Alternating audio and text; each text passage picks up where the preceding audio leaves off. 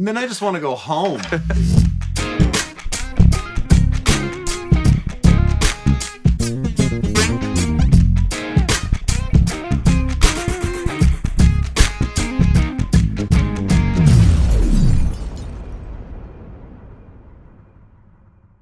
Do I always have to lock with the kick drum? High voice at the end, question mark. Does the bass player have to match what I do with the kick drum? See, in order for it to be cool? You're right. He always clears up the thing that I say.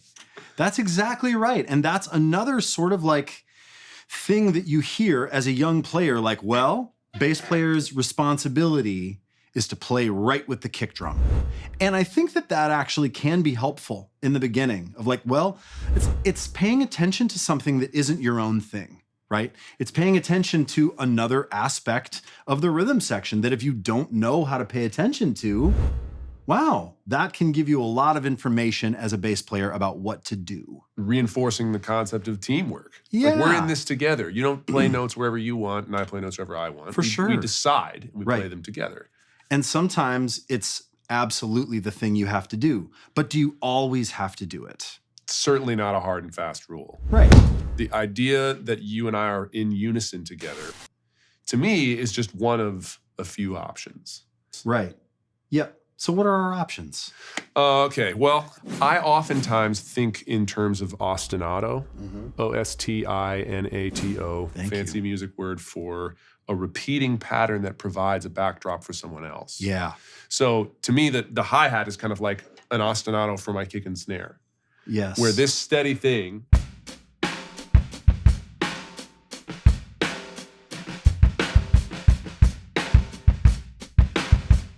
like I can have a conversation with my kick and snare while my hi-hat just gives context. Right. Which I can do for you. What if I just play a basic groove and then you play whatever you want? Sure. Not feeling like you have to lock with me in terms of when my kick drum lands and when it doesn't. Sure. I'm just going to give you something consistent and steady like an accompanist. Got it. Okay. 3, 4.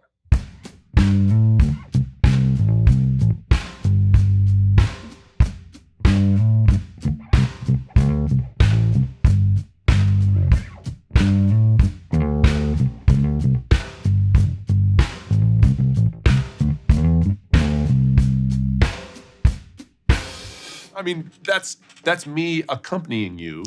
Right. And not needing to interact.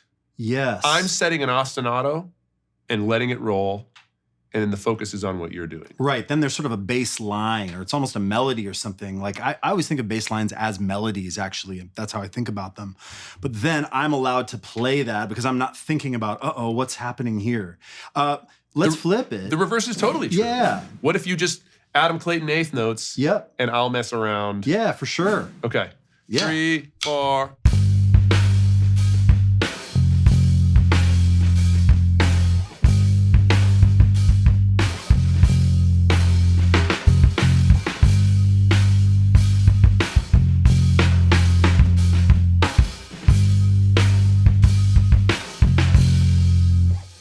Yeah, man. I mean, and in that example, I didn't even want to play eighth notes.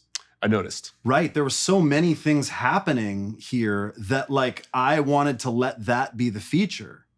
You know what I mean? Yeah. I didn't want to muddy up maybe what you were doing with eighth notes. I felt like a coverage of low end. Now that's just my taste. Oh, I love it. In that moment. No, I completely felt that and enjoyed it. Yeah. Like, oh, thanks for just inflating the balloon with these huge notes and letting me be the ornamentation. Yeah, for sure. Now, like, will you play that groove again? So what happens if it needs to be unison? Or what happens if I think as a bass player, it needs to be unison?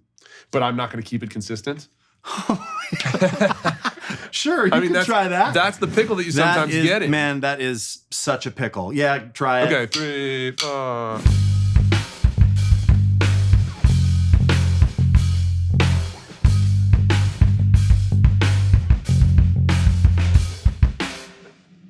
And then I just want to go home. You know what I mean? Right. That's what, like, if a drummer isn't keeping a consistent thing, that's when I just want to play something consistent to feature their variation. Right. I'm like, oh man, you want to take this? Go for it. I've had bass players kind of yell at me for not being consistent. Sure. Because they are under the assumption that they don't have a choice but to lock with you. They have to lock with you. Hey, can you do something that I can get on board with? Right. Like, actually, I don't want to. Yeah. I want you to play just the 16th notes. Oh, yeah. And then I'm going to choose where to create other motion. Which ones to accent. Exactly. Yep. And now, okay, let's try this again. Pick a consistent pattern, and I'm going to get it, and I'm going to really feel like I need to lock with you. Okay. Okay? Let's see how it feels. 2, 3,